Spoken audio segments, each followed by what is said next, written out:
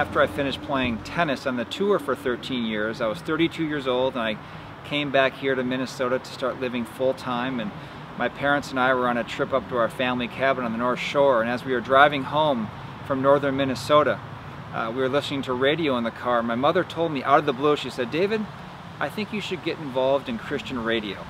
And she said that because our family had been so impacted by Christian radio. My grandmother was the first one who came to know Christ back in 1955 through hearing a pastor preach on Christian radio here in the Twin Cities. And then my mother came to a faith in Christ a few years later. And so my mom knew how much an impact Christian radio had had on our family. And shortly after she said that to me, almost out of the blue, about 6 to 8 weeks later, a local radio host who was hosting a sports program called me on the phone and said, "David, I'd like to get involved in a new career. How would you like to take over my radio program?" And so that's really how it got started. And it was just the Lord sort of handing me something that was in my mother's heart a few months earlier.